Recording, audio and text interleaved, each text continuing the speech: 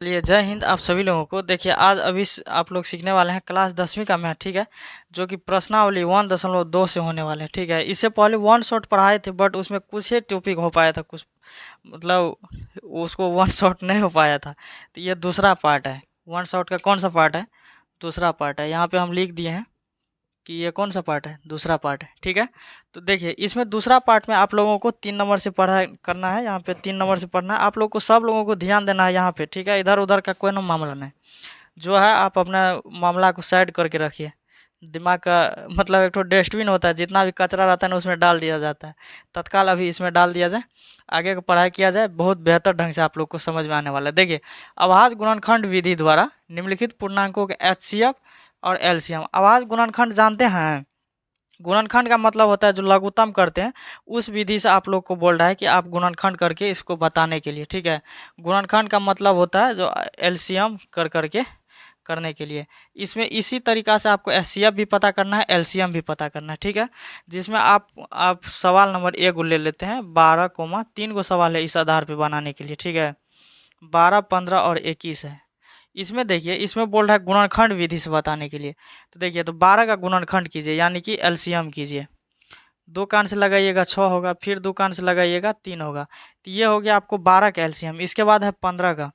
15 का आप एलसीएम लीजिएगा, 3 कान से लगाइएगा तो 5 होगा। इसके बाद है 21 का। इसमें भी 3 कान से लगेगा। ये पहला दूसरा में पढ़े होंगे आप लोग, याद है कि नहीं?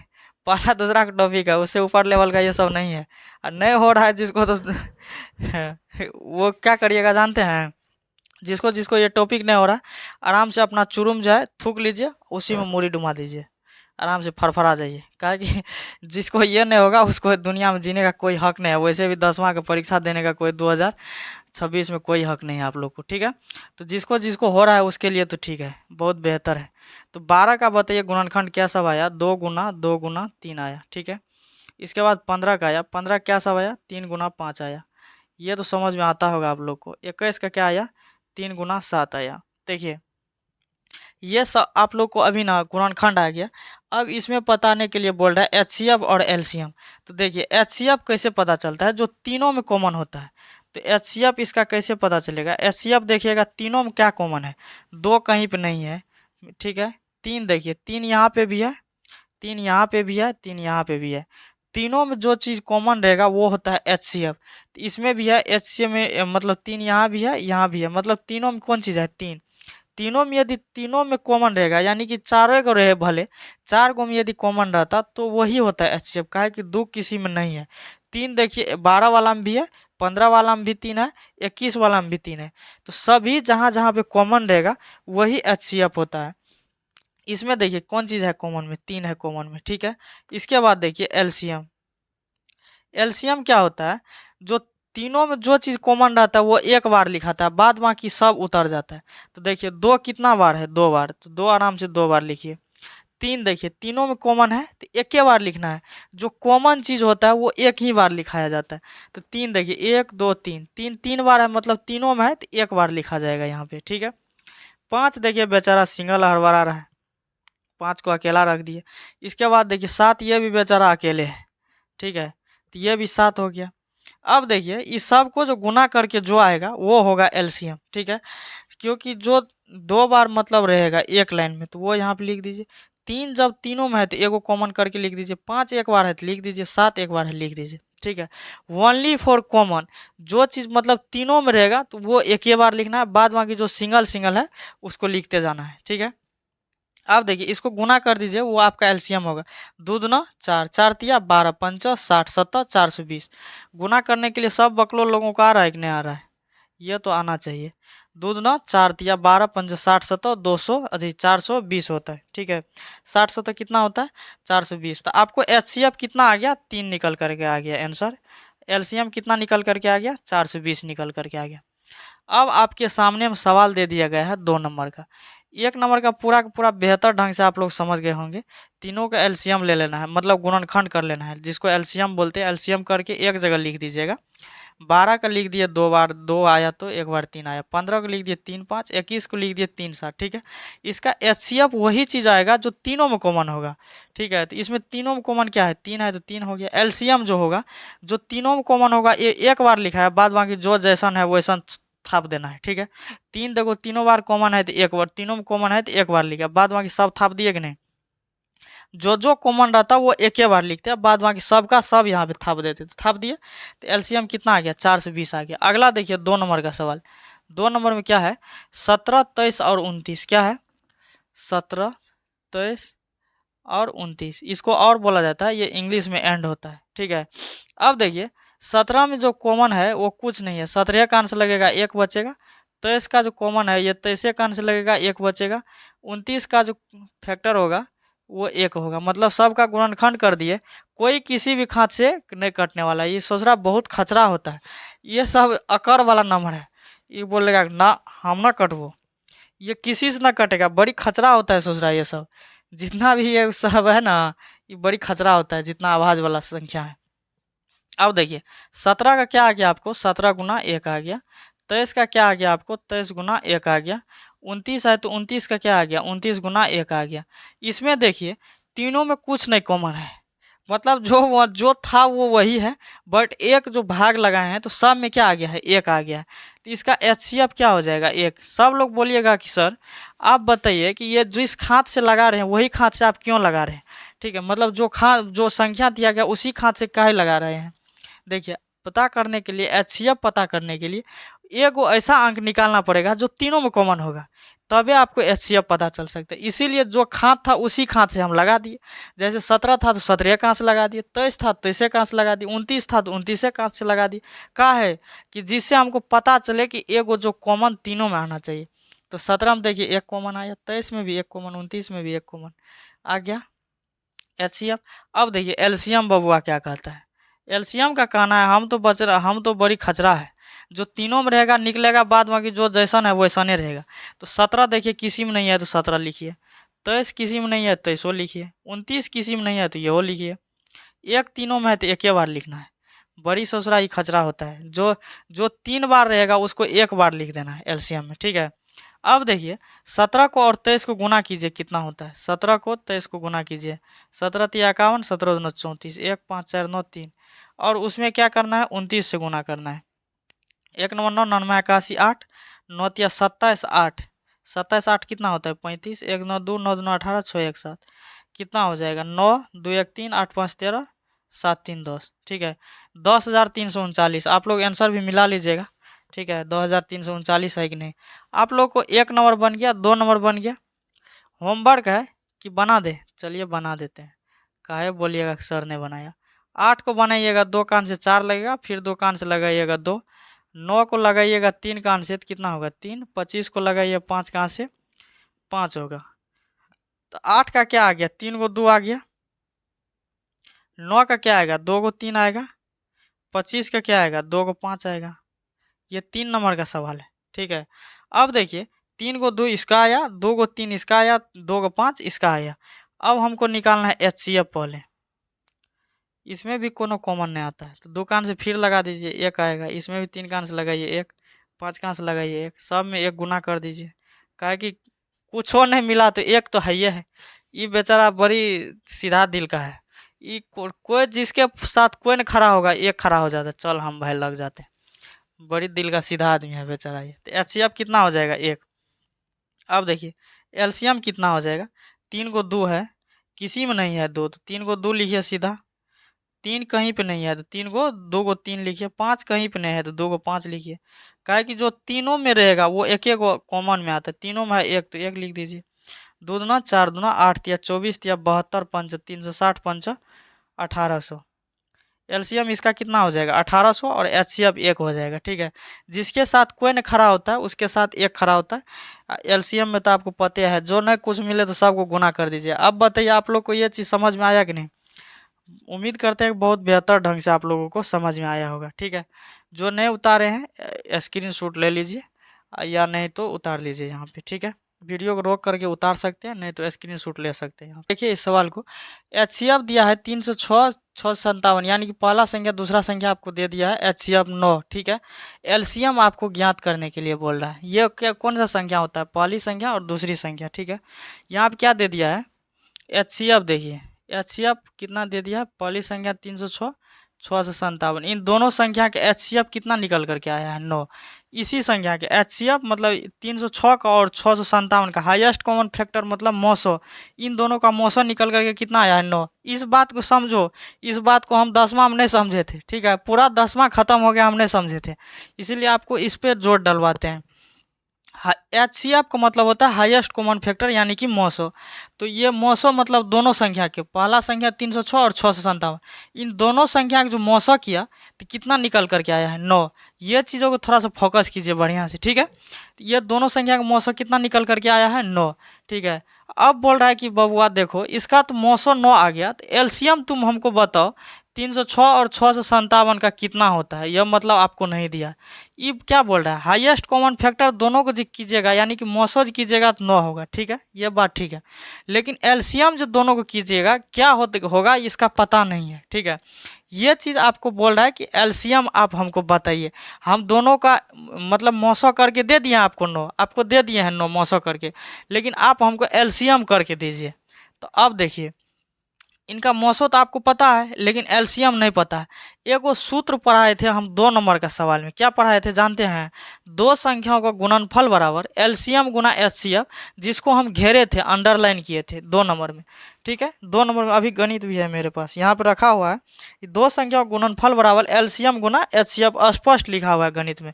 देखिए क्या लिखा हुआ है, दो संख्याओं का गुणनफल, दो संख्याओं का गुणनफल बराबर क्या होता है, एचसीएफ गुना एलसीएम, कुछ हो ले सकते हैं उल्टो, एलसीएम गुना एचसीएफ ले सकते हैं। दो संख्या गुणनफल यानी कि एक संख्या ये दूसरी संख्या ये, तो क्या है दो संख्या, एक संख्या 306 है, दूसरी संख्या क्या है 657, इन दोनों के एचसीएफ यानी कि मौसो निकल करके क्या आया 9, और आपको बोल रहा है एलसीएम निकालने के लिए। ये इसको अंडरलाइन किए थे, बोले थे कि आप बबुआ इसको याद कीजिए, ठीक है। अब देखिए इसको 9 से काटिएगा, नहीं तो लाइनिंग से बताते हैं, नहीं तो कितना कोई इधर से काटने में बाउंस कर जाएगा। इसको इस साइड लाइए, इसको इस साइड भेजिए, तो 9 गुना एलसीएम आएगा बराबर 306 गुना 657 होगा। यहीं पे हम काट देते, लेकिन कितना को बाउंस कर जाता हमको पता है, ठीक है।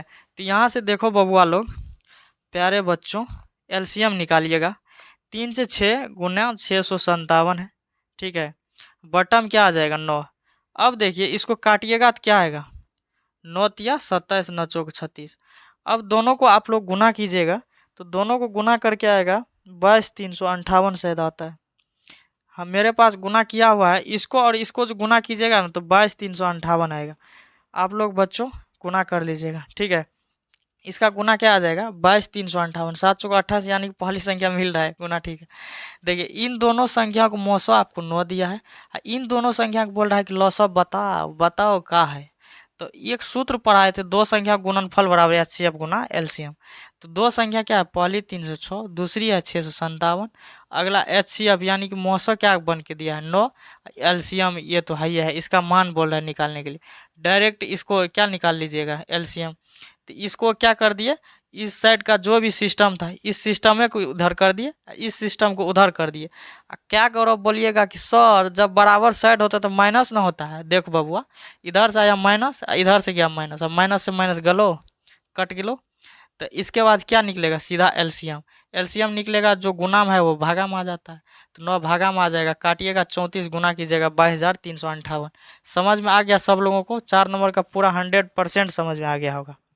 सवाल नंबर 5 जो है ना, ये भाषा वाला सवाल था, ठीक है, पहले हम लिख दिए हैं, क्या कि समय लग जाता लिखने में, हाँ इसीलिए ना पहले लिख दिए, ठीक है। इसमें सवाल बोल रहा है, जांच कीजिए क्या किसी प्राकृतिक संख्या n के लिए संख्या 6 पावर n अंक 0 पर समाप्त हो सकती है। देखिए कोई भी अंक क्यों न हो, 0 पर वो तभी समाप्त होगा जब तक कि 2 और 5 से गुना नहीं होगा, तभी 10 होगा लास्ट में, ठीक है।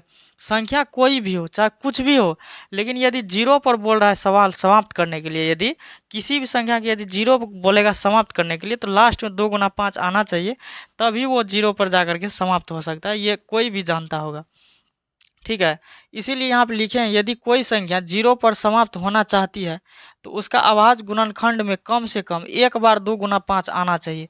काहे कि जब तक 2 गुना 5 नहीं आएगा तब तक वो 10 नहीं आएगा, 10 नहीं आएगा तो लास्ट में वो जीरो नहीं आएगा।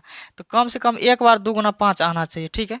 लेकिन 6 पे पावर n जो अंक आपको दिया गया है, इसको जब गुणनखंड कीजिएगा तो 2 गुना 3 आएगा।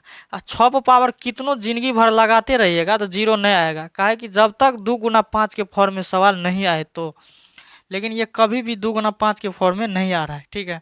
6 को तोड़िएगा तो 2 और 3 आता है ना, ये 5 के फॉर्म में कभी नहीं आ सकता है। तो इसीलिए यहाँ पे लिख दिया गया है 6 का गुणनखंड करने पर यह 2 गुना 5 के रूप का नहीं है। 2 गुना 5 का रूप का नहीं ना है। देखिए गुणनखंड किए तो कौन चीज़ का रूप का आया, एक ठो 2 और 3, यहाँ पे 2 गुना 3 का रूप का आ गया। तो 6 का जब हम गुणनखंड किए 2 गुना 5 के रूप का नहीं है, अर्थात यह कभी जीरो पर समाप्त नहीं हो सकती। मतलब जब तक यह 2 गुना 5 के फॉर्म में नहीं आता है तब तक ये जीरो पर कभी भी समाप्त नहीं हो सकती है, ठीक है। तो ये जीरो पर समाप्त नहीं हो सकती है किसी भी प्राकृतिक संख्या n के लिए। कोई भी संख्या का n हो, n के लिए 1 2 3 4 5 संख्या महासंख्या कितना भी पावर उस पर लगा करके थक जाइएगा, जीरो पर समाप्त नहीं हो सकता है, बट जब तक कि 2 गुना 5 के फॉर्म में ये नहीं आए, ठीक है। इसको बहुत सिंपल डिजाइन किए हैं। ये इतना सिंपल सवाल नहीं था, जब हम लोग पढ़े थे तो इनका पूरा डीपली बताया गया था, ठीक है। ये आप लोगों को हम पूरा इसको सिंपल बना दिए। तो इसको आप लोग उतार लीजिए या तो रोक करके स्क्रीनशॉट ले लीजिए, नहीं तो वीडियो को रोक करके इसको छाप लीजिए, काहे कि ये याद नहीं रख सकते। सीधा सिंपल समझिए ना, जीरो पर कोई संख्या तभी समाप्त होगा जब 2 गुना 5 के रूप का आएगा। लेकिन 6 किन चीज़ के रूप में आ रहा है, 2 गुना 3 के, इसीलिए लिख दिए कभी नहीं आएगा, अर्थात यह जीरो पर समाप्त नहीं हो सकते, ठीक है। यानी किसी भी संख्या के लिए। यहाँ देखिए ये 6 नंबर में बोल रहा है व्याख्या कीजिए, ठीक है। कितना नंबर का है, 6 नंबर का। इसमें बोल रहा है व्याख्या कीजिए कि इतना और इतना भाज्य संख्या क्यों है। तो ये भाज्य संख्या का मतलब सबसे पहले समझिए, जिसका खंड 3 को होता है। जैसे मान के चलिए 4 का क्या को खंड है, 2 कान से लगाइएगा, नहीं देखिए ऐसे करके नहीं, 4 का 2 3 को खंड होना चाहिए, 3 को कम से कम। ये तो सबसे पहले 2 से कटेगा, ये 4 से कटेगा और 1 से भी कटेगा। सबसे पहले ये कौन चीज़ से कटेगा, 2 से भी कट सकता है, 4 से भी कट सकता है, 1 से भी कट सकता है, ठीक है। ये तीनों संख्या से कट सकता है, इसीलिए ये कौन सा संख्या है, भाज्य संख्या बोलिए या संयुक्त संख्या बोलिए, ये सबसे छोटी भाज्य संख्या है, यह याद रखिएगा। क्या है, यह सबसे छोटी भाज्य संख्या है 4, ठीक है। भाज्य संख्या बोलिए या संयुक्त संख्या बोलिए, समझ में आ गया। तो अब देखते हैं किसको 3 बार कटने वाला है। ये सबसे पहले इसको लीजिए 7 गुना 11 गुना 13 प्लस 13, इसका क्या रूप है। इसमें देखिए 13 आप कॉमन निकाल सकते हैं। 13 जब आप कॉमन निकालिएगा तो क्या बचेगा, यहाँ पे 7 बचेगा, ये गुना में 11, ठीक है। 13 जब निकल गया तो क्या बचेगा, 1 प्लस 1, यहाँ पे 13 गुना 11 7 77, एक क्या होगा 78, ठीक है। इसमें हम 1 से गुना कर सकते हैं। देखिए तो इसमें 3 को खंड हुआ ना, जिसका 3 को खंड होगा वो भाज्य संख्या होगा, ठीक है। जिसका 3 को खंड होगा उसका भाज्य संख्या वो हो जाएगा।